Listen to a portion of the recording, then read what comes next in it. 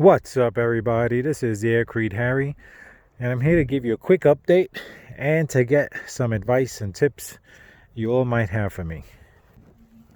So we're preparing to start building, and the idea is this would be the center dome, and this would be a 24-foot dome here, and around it would be 7 16-foot domes.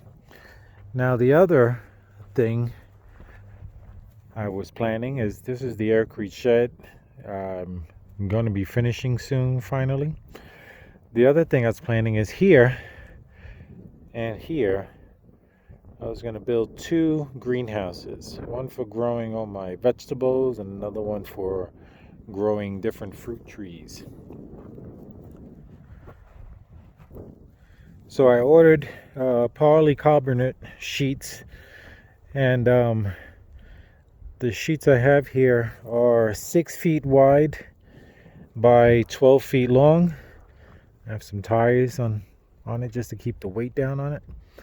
Now this is for the greenhouse, and the greenhouse I'm building is I was taking most of the design from this YouTube channel that shows that's called The Man Who Grows Lemons in Nebraska.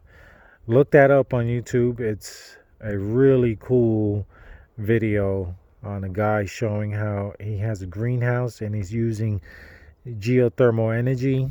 And anyway, check that video out. It's a must see. So I'm doing a design based on his greenhouse as well as an earthship type construction, and I'll explain in a minute. Here are the tubes that I ordered for my geothermal energy system. The Man Who Grows Lemon in Nebraska, when you watch that video, he mentions how you want to have at least 250 feet of tubing buried 8 feet under the soil. That is the ideal depth. And if you do this, the inner temperature of the earth is between 52 and 54 degrees all year round. And so by having these tubes underground, you push air through them with a fan or blower, and by the time the air comes out the other end, it'll be at the 52 degree temperature. So if you think about it, it doesn't matter if it's hot or super cold out, the air coming in will always be 52 degrees. So if it's really hot out, you'll have cool, fresh air coming in.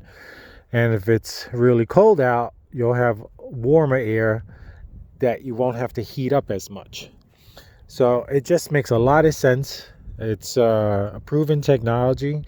I've been seeing a lot of construction lately on TV where people are using this geothermal energy system.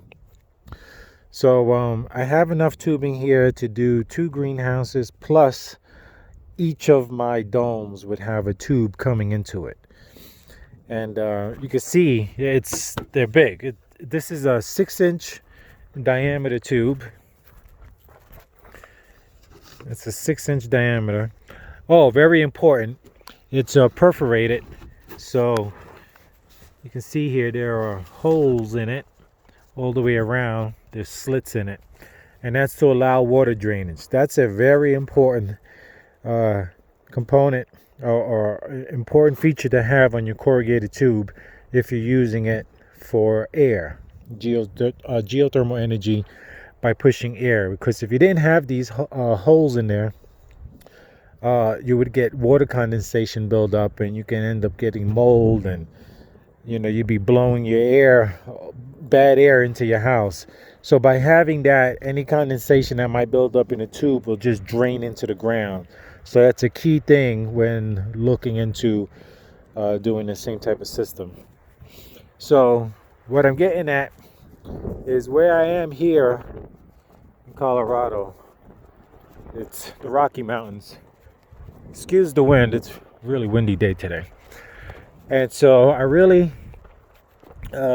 knew already that I didn't have a lot of soil depth here. But it wasn't until I started digging yesterday that I saw just how little I had. And here's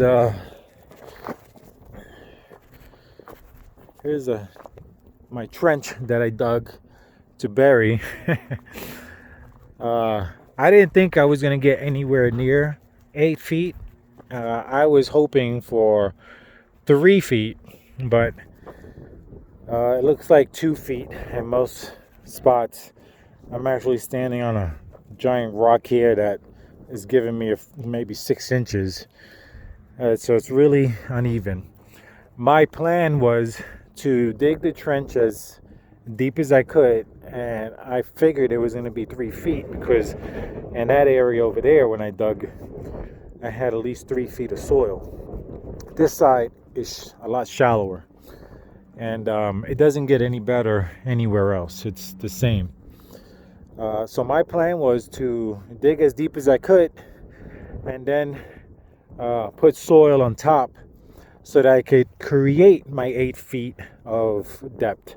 Now, reason I said this is a system similar to the Man Who Grills Lemon in Nebraska and an earth ship, because the earth ships, some of their designs that I've seen, use a tube, usually a metal tube, and usually it's a culvert, and they'll make a earth bomb behind it, behind the house, with burying the tube. So I was going to do the same kind of deal here, where I'm using the Man Who Grows Lemons in Nebraska system of the 250 feet of tubing.